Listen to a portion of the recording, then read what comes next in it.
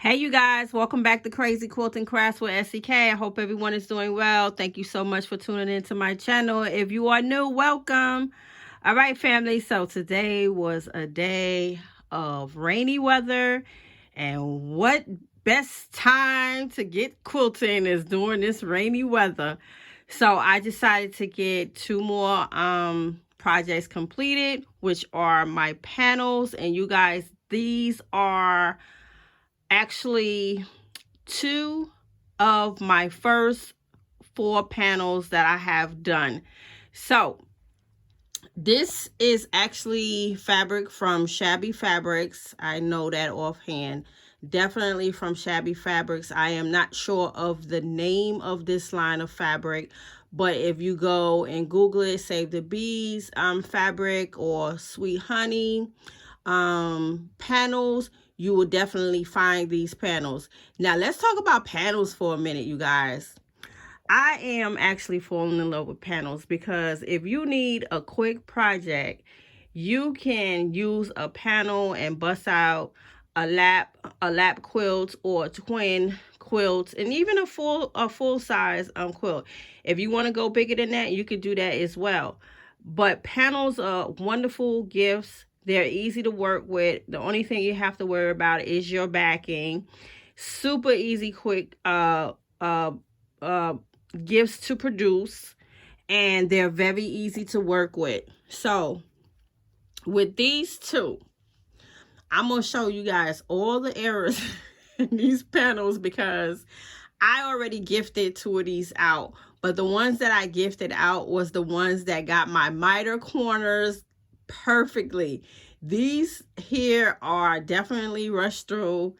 I wasn't that great at miter corners some time back, but I have gotten a whole lot better. I'm going to try to find some of my first little blocks and quilts that I had made at the beginning to show you guys how far I have come when it comes to doing miter corners and binding. And binding is not, I would say, I'm not bad at it, but I'm not the greatest, and I want to get better. But if you notice, I do a lot of the envelope, meaning I stack my quilts and I pull them inside out, and I stack them right sides facing, and then I do the envelope method, which is pulling it out.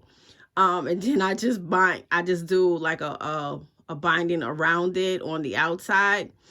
And so I don't do a lot of binding with the miter corner. I definitely want to get savvy with miter corners and also self-binding where you're not actually using trim binding. But these, I think one consists of me trying to do the self-binding method, and the other one is the one where I did use the strip of binding. And it's so funny how they turned out, but I say overall I put work in these panels because I had to quilt these by hand, and I just did straight line. I did not do like I forgot what it's called when you do the crisscross in it. It's a word for it, but I totally forgot what it is. So this is what my quilting is looking like, and I'm happy with how I quilted it. And I did it on an angle, and it was fun to do it that way, and I was learning, you know, and I'm happy with how this turned out. It's still a beautiful piece. And this is actually the backing, which is similar to the other project that I did with this same backing. So that is the backing of it. And again, this was what they would call self-binding. So as you can see, I went around. This miter corner came out pretty good, and I just rolled it over on both sides. This one, and you can get kind of tricked out when you're doing the miter binding, that part of it. This one, I don't know if I'm sure I did not shift and pivot the right way. It's a certain way you have to fold the binding back. Let's see how this one came out. This one not bad, but it's not as sharp as it can be. This one here is definitely off. But again, nobody's gonna pay that any mind, whoever I decide to give these to. And this one over here, I really love the way the contrasting colors came out on this one. And this one I use like it's kind of similar to the fabric color, but a little bit darker, to where you could kind of see the quilting in it. And again, I went on a diagonal, and I just kept going with it, and I really like the way it came out on the honeycomb house, the beehive. I love the way it came out on that. It just went so well. And I'm thinking if I would have went, you know, in the opposite direction, that would have even made it pop even more. But this panel here, let's talk about this panel here. This is a panel to where you can chop this up, and I'm gonna back up. You can chop this panel up and make 5 different gifts. You can do like a pillow or a pot holder, then a centerpiece, and you can actually do like wall hangings if you want to do wall hangings. So these kind of panels, I'm gonna back up so you can see what I'm talking about. So this could be, if you wanted it to be 5 different gifts, you definitely could have 5 different gifts with this panel.